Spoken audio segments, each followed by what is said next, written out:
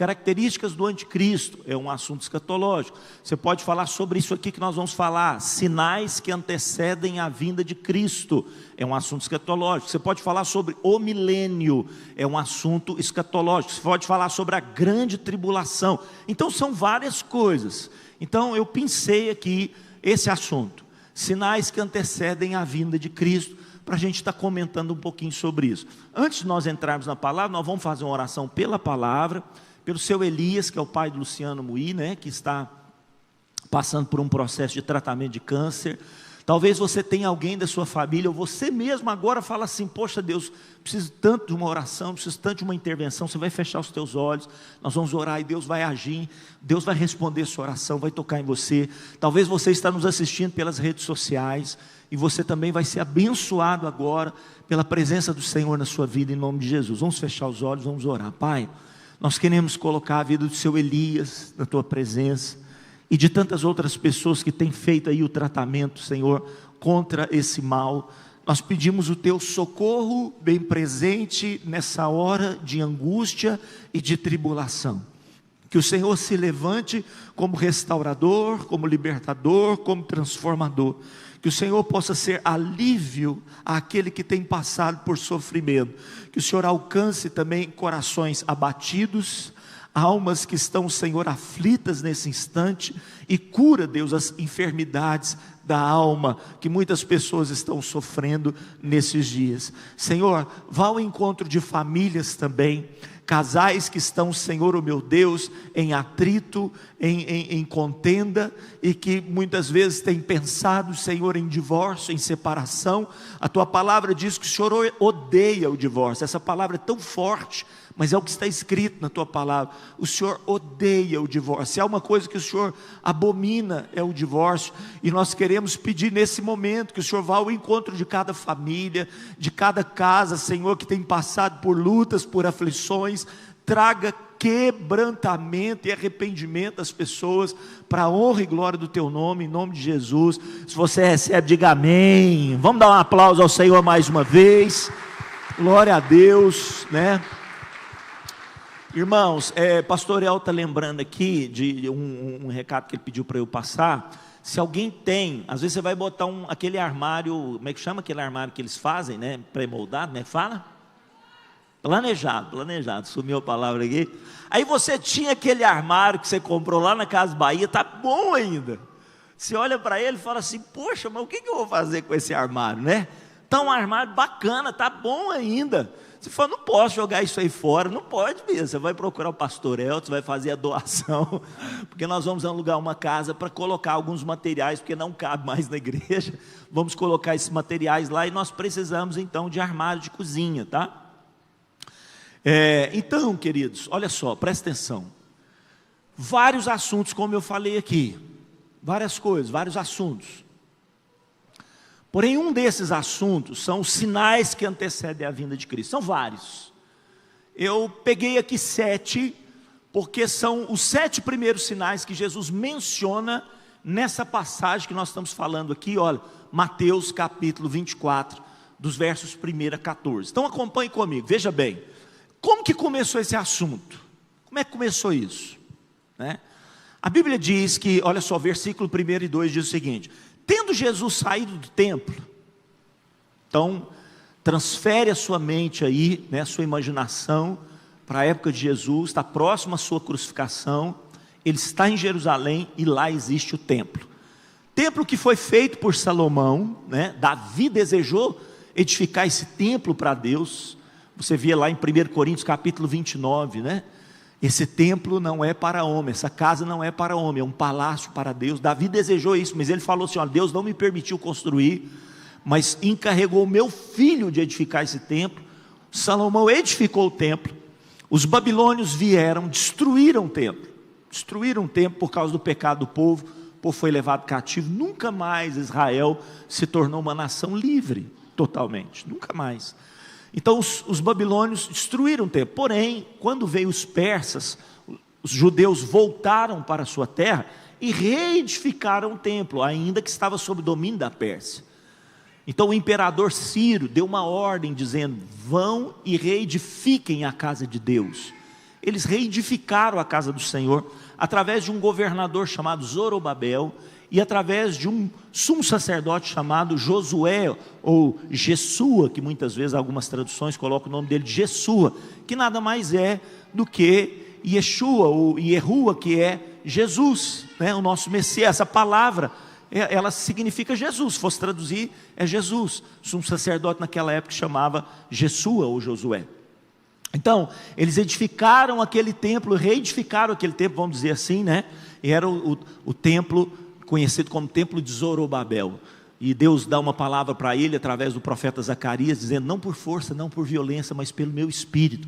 Dá uma palavra através do profeta Ageu, dizendo: a glória dessa última casa será maior do que a da primeira, porque muitos choravam, falavam: gente, mas e o templo de Salomão era tão suntuoso?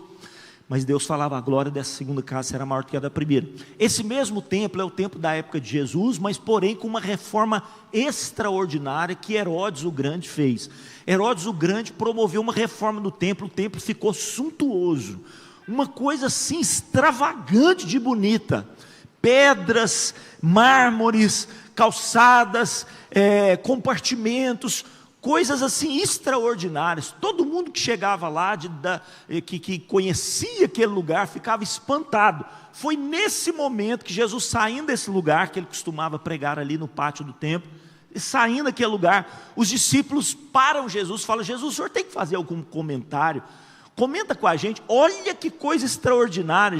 Eles falaram para Jesus, né? Tenta Jesus sair do templo, ia se retirando, quando se aproximaram dele os seus discípulos, para lhe mostrar as construções do templo. Aí Jesus vai, irmãos, já viu aquele negócio de jogar um balde de água fria? Jesus joga um balde de água fria, irmãos, eles estão tão empolgados, eles estão falando: nossa, isso aqui é bonito demais, essa é a 7ª maravilha do mundo, isso aqui é uma coisa maravilhosa e tal. Aí Jesus fala assim: ó, escuta uma coisa, deixa eu falar um negócio para vocês. Ele, porém, lhes diz: não vedes tudo isso? Em verdade vos digo, que não ficará aqui o que, gente? Pedra sobre pedra que não seja derribada. Essa profecia de Jesus se cumpriu no ano 70 depois de Cristo, com o general Tito, que foi ali e devastou de novo o templo do Senhor, que nunca mais foi reedificado novamente. Até hoje não existe mais. 70 depois de Cristo, não ficou pedra sobre pedra. Porém, os discípulos ficaram assustados. Aquilo causou um temor no coração dos discípulos. E aí que começa o assunto. Então veja bem, a partir do verso 3, lá no Monte das Oliveiras, os discípulos não aguentam. Fala: gente, o que é isso que Jesus falou? Nós temos que perguntar para ele. Os discípulos chegam para Jesus, né? No Monte das Oliveiras, achava-se Jesus assentado. Quando se aproximaram dele, os seus discípulos em particular lhe perguntaram, pediram: dize-nos. Fizeram 3 perguntas chaves. Essas 3 perguntas, elas são respondidas no capítulo 25 todo, e no capítulo 24 todo, e no capítulo 25 todinho. Então são 2 capítulos que falam sobre assuntos escatológicos. 3 perguntas. Primeira pergunta: quando sucederão estas coisas? Que coisas? A destruição do templo. Quantos estão entendendo? Quando sucederão essas coisas? Por quê? Tinha acabado Jesus afirmar: não ficará pedra sobre pedra. Eles perguntaram: quando? Primeira pergunta deles: quando acontecerão essas coisas? Segunda pergunta: que sinal haverá da tua vinda? É uma outra pergunta. Quais são os sinais que antecedem a vinda do Senhor? É sobre isso que nós vamos falar nessa manhã. E a terceira pergunta: quais são os sinais da consumação do século? Presta atenção, existe uma coisa chamada os fatos relacionados a Israel, ao templo. Existem alguns fatos relacionados à volta de Jesus. Existem alguns fatos ali que Jesus vai discorrer relacionado ao fim dos séculos. Então são 3 coisas, né?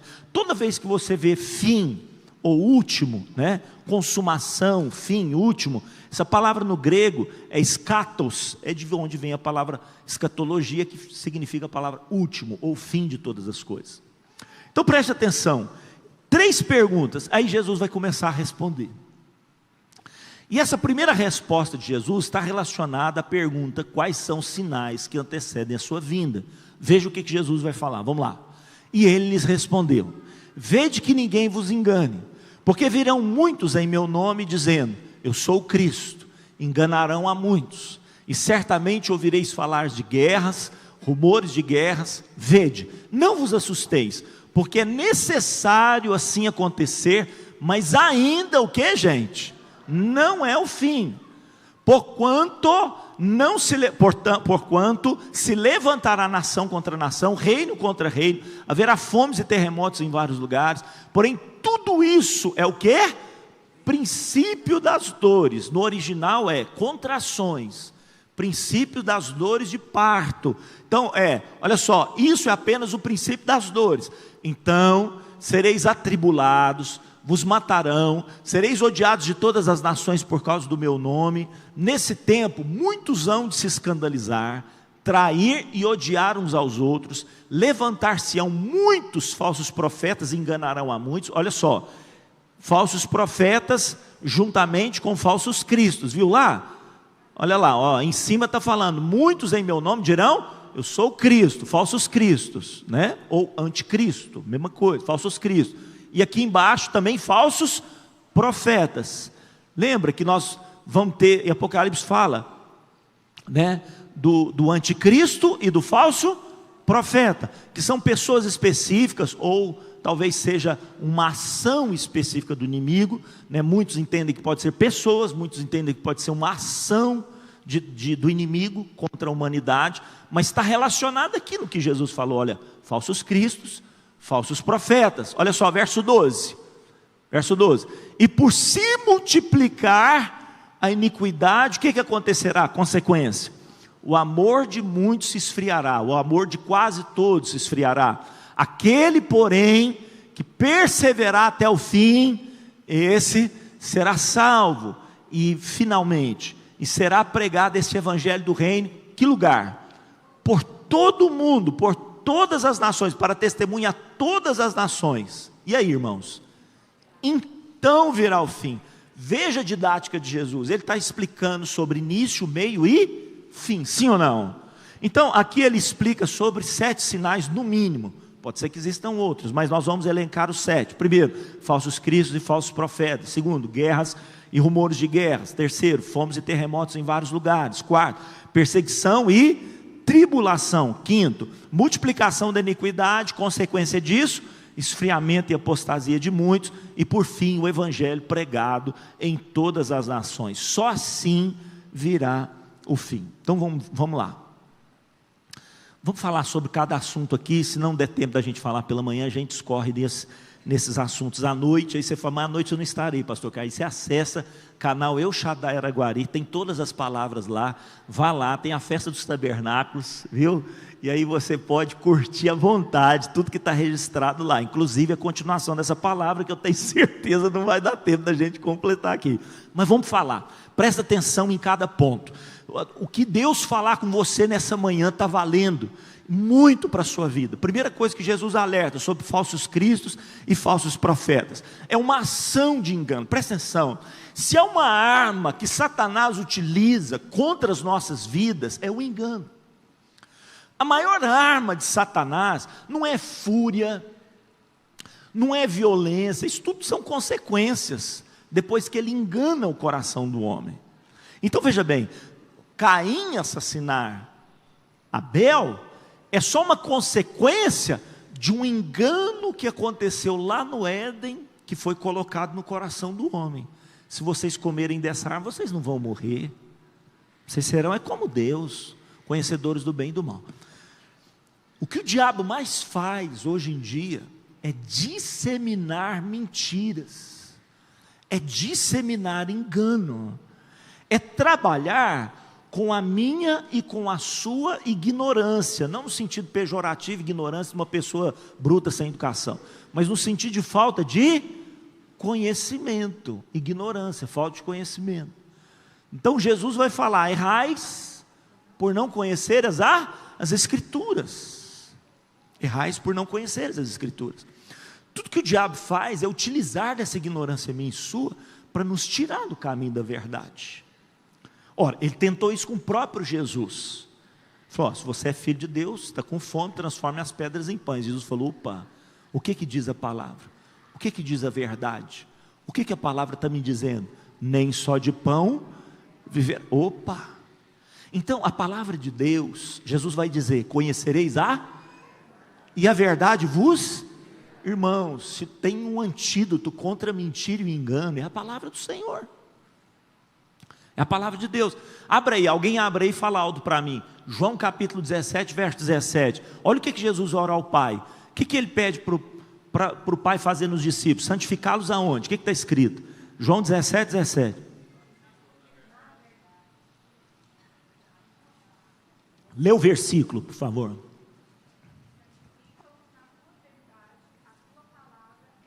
Santifica-os, Pai, na verdade. O que é a verdade?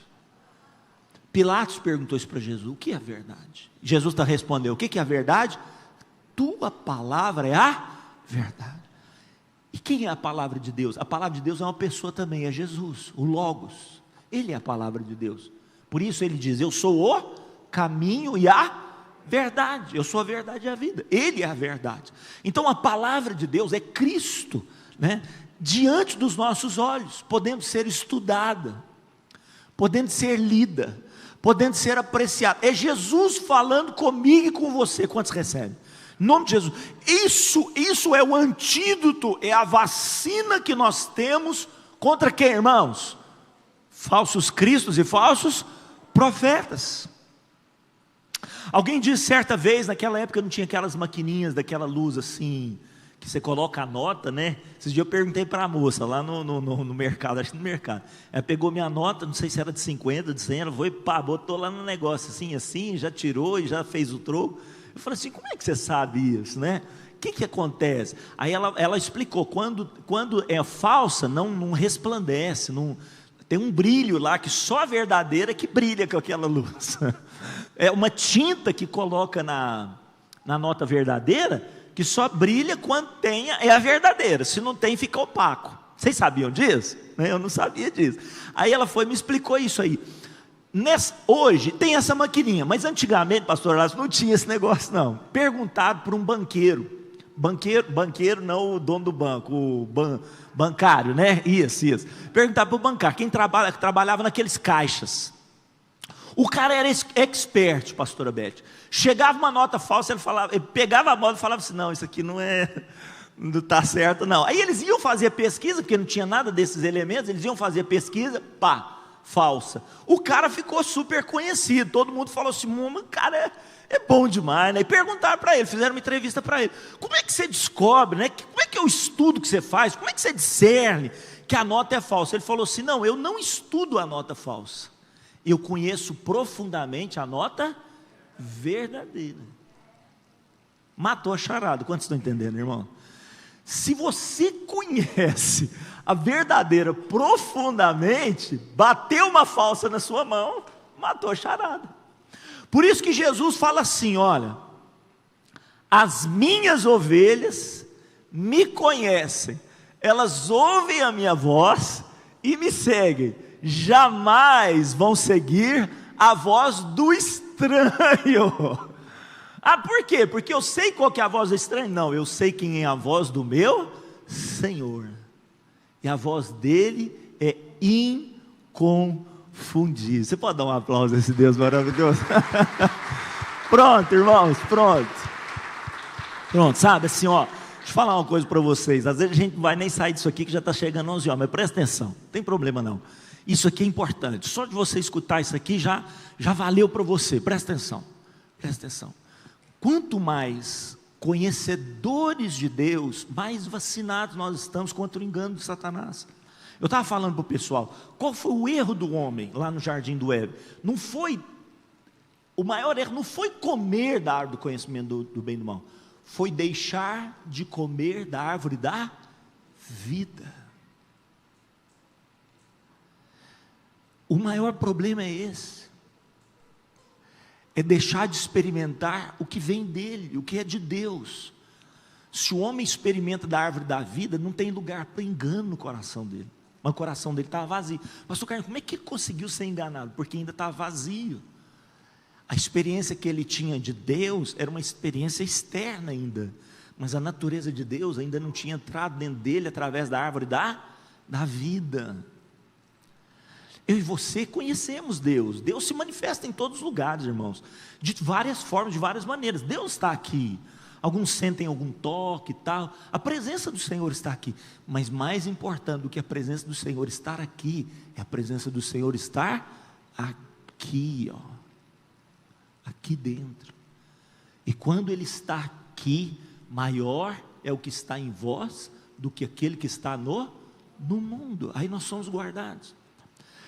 Quando nós falamos para você, leia a Bíblia, medite na Bíblia, pega o plano de leitura, leia a Bíblia de Gênesis, Apocalipse, você faz, vamos aqui, povo chato, que povo que pegando no meu pé, porque irmãos, nós estamos treinando a igreja, para não cair no engano de quem? Dos falsos cristos e dos falsos profetas. Eu queria que o pessoal do louvor subisse, nós vamos cantar uma canção, porque a palavra do Senhor diz o seguinte para nós, Jesus fala para Pedro assim, Pedro, fica tranquilo, vocês vão passar por lutas, dificuldades, o próprio Filho do Homem vai ser entregue na mão dos pecadores, vai sofrer, vai padecer, mas ao terceiro dia Ele ressuscitará dentre os mortos. E Jesus vira para Pedro e fala assim, ó, edificarei a minha igreja, e o que vai derrotá-la? As portas do inferno não prevalecerão contra ela. Você recebe essa unção de Deus sobre sua vida? Maior é o que está sobre a sua vida. Se você crer nisso, fique de pé, em nome de Jesus, nome do Senhor Jesus. A unção de Deus está sobre a sua vida, meu amado. A unção de Deus está sobre ti, a presença do Senhor. Pastor Carlinhos, como que eu vou me municiar para os dias finais? Como? Me dá um segredo para que eu possa enfrentar os últimos dias. Me dá um segredo aí, escuta, fecha os olhos, escuta com os ouvidos e o coração, escuta. O segredo é, seja cheio da presença de Deus. Coloca a mão no teu coração, comece a orar por você nessa manhã, comece a orar pela sua vida nessa manhã, a dizer, Senhor, enche a minha vida da tua presença, me enche do Espírito Santo de Deus. Se você estiver cheio do Espírito Santo, irmãos, se você estiver cheio do Espírito Santo, não haverá lugar para engano. Quem é que o diabo vai conseguir enganar? Aquele que está vazio, aquele que está vazio, aquele que não tem uma resposta nos lábios, dizendo, nem só de pão viverá o homem, mas de toda a palavra que procede da boca de Deus. Os que têm de Deus essa resposta não serão enganados, porque estão se alimentando da palavra. A unção de Deus está sobre a sua vida, a presença do Senhor está sobre a sua vida. Não fica preocupado com falsos cristos, falsos profetas. Pastor Carlinhos, como é que eu vou saber isso? Como que vai acontecer? Lembre-se do bancário. Bancário mesmo? Falei certo? Isso. Lembre-se do bancário. Não fica preocupado com a falsa.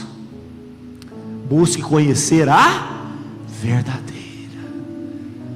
Há uma unção de Deus nesse lugar. Nós vamos cantar uma canção. Ontem o Dudu pediu para a gente cantar essa canção, e nós escolhemos essa canção aqui para cantar. A Luciana passou para vocês, Cíntia?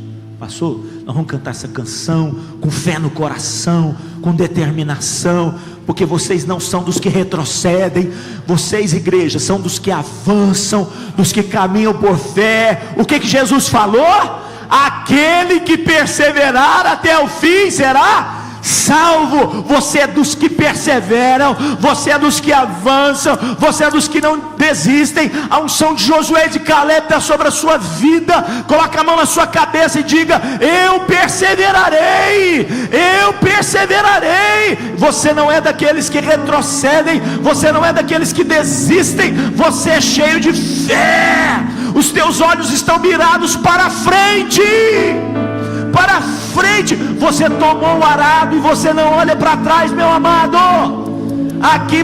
Daqui para frente é só olhar para frente, é cruzar a linha de chegada. Receba essa unção sobre a sua vida, em o nome do Senhor.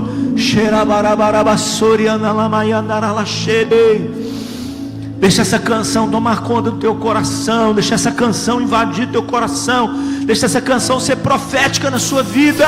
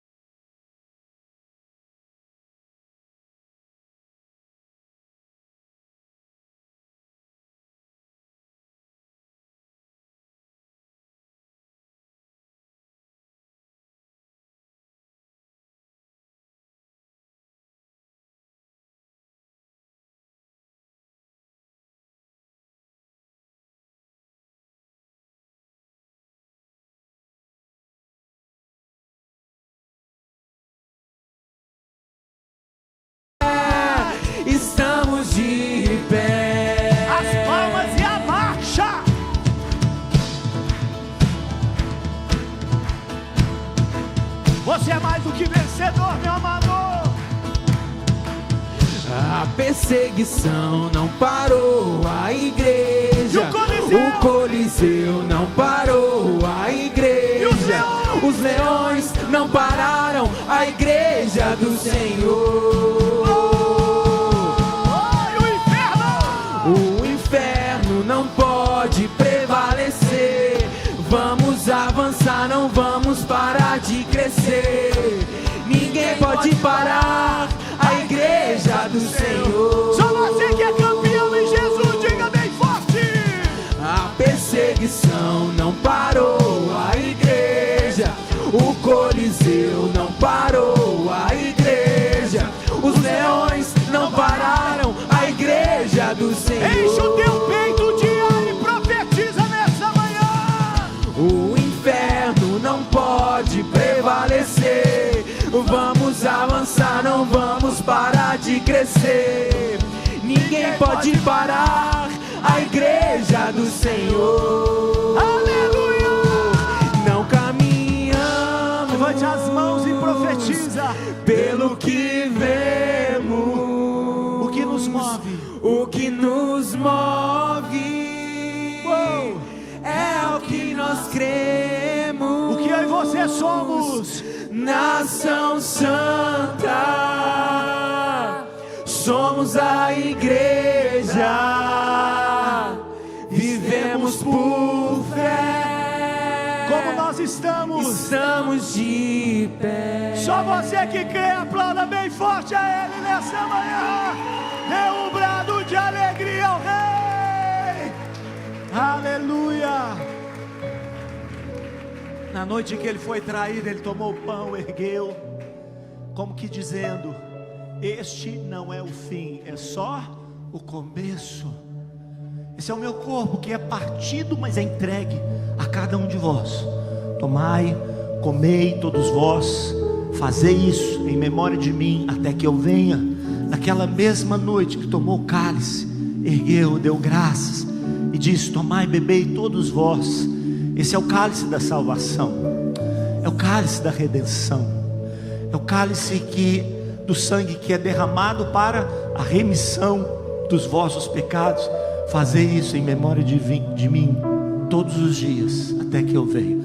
Pai, nós queremos te agradecer e dizer: Senhor, oh meu Deus, que diante dessa ceia que nos será oferecida agora pelos diáconos, nós estamos sendo fortalecidos e nós queremos te conhecer ainda mais. A gente vai em Roma, na Itália, e quando nós nos deparamos ali com o Coliseu, é apenas uma ruína. Nós vamos, Senhor, oh meu Deus, hoje, talvez, quem sabe, uma oportunidade de irmos ali no Iraque, encontrar ali o lugar onde estava Babilônia, e apenas um museu esquecido. Mas hoje, aqui em Araguari, interior de Minas Gerais, não só nessa cidade, mas em toda Minas, Brasil, em toda a América Latina, em todo o continente americano, Europa, Ásia, África, Oceania, por todos os cantos da terra, louvores são consagrados ao Senhor, louvores são dados a Ti, porque a igreja permanece de pé. Você pode dar mais um aplauso a esse Deus maravilhoso, Santo! Santo! Oh! Aleluia! Enquanto os diáconos estão distribuindo a ceia para você, nós vamos cantar essa canção bem suavemente. Você vai declarando essa verdade sobre a sua vida, profetizando, sim, em nome de Jesus. Você não é daqueles que retrocedem, você é daqueles que avançam para a honra e glória do Senhor. Após tomar da ceia, dá um abraço gostoso no seu irmão, fala para ele: estamos juntos, estamos juntos até o fim. Dê um abraço nele, que o Senhor te abençoe. E se possível, venha hoje à noite. Se não possível, você pode assistir então o culto pelas redes sociais. Deus abençoe cada um.